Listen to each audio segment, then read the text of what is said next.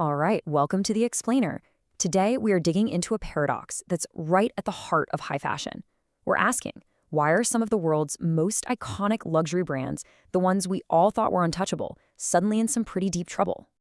So get this, 86%. That's how much a classic Chanel handbag's price has shot up in just 5 years. We're talking from around $5,800 to nearly $11,000. And that isn't just inflation, folks. That's a symptom of a way bigger problem that's shaking the whole industry. Okay, let's really dive into this, because when you first look at it, it just doesn't make any sense, right? There are more wealthy people around the world than ever before. I mean, people who could easily afford these things. So why are so many of them deciding not to buy? So yeah, we're kicking off our investigation with this central mystery. This growing gap between the number of rich people and the shrinking number of customers for these old-school luxury brands. 50 million.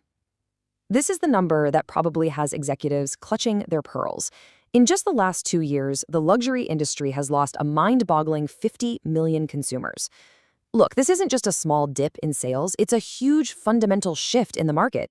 To really get what's happening today, we have to rewind a little and understand the old playbook, the economic model that these brands were built on. And for decades, it was a formula that seemed like it just could not fail.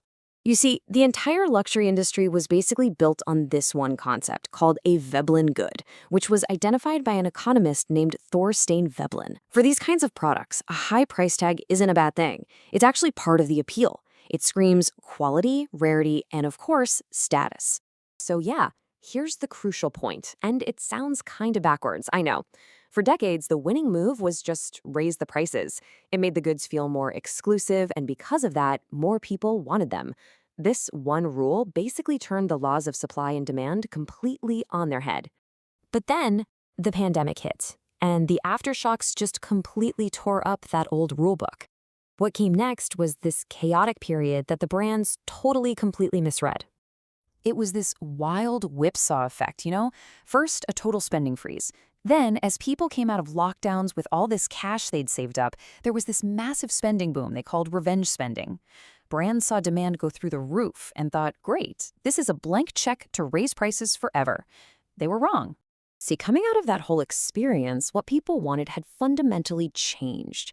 Younger generations, especially Gen Z, started caring way more about things like sustainability.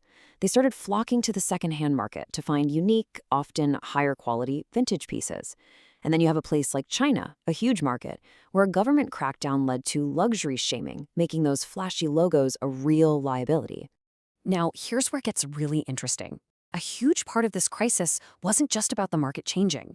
No, it was caused by the brands themselves. This was, in a lot of ways, a series of totally avoidable mistakes. I mean, this slide just says it all, doesn't it? These price hikes were so far beyond normal inflation. A Prada bag more than doubled in price. A Canada Goose parka shot up 66%. And usually, you'd expect a price hike like that to come with some big innovation or better quality. Well, that didn't happen. So while prices were soaring into the stratosphere, the iconic designs were just stagnating. I mean, take the classic Louis Vuitton monogram. You see it on a bag from 1932, a tote from 2007, and now an iPhone case in 2024. This total lack of evolution led to what the designer Michael Kors once called brand fatigue. In that old way of thinking, it just started to feel, well, dated. The whole idea of using a loud logo to scream, "I've made it," began to lose its cool as people started searching for something a bit more subtle, a bit more unique. And then, to make matters so much worse, while prices were going up, shoppers started to notice that the legendary quality they were supposed to be paying for was actually going down. You started hearing more and more reports of misaligned stitching or complaints about a cheap plastic finish on a $10,000 bag.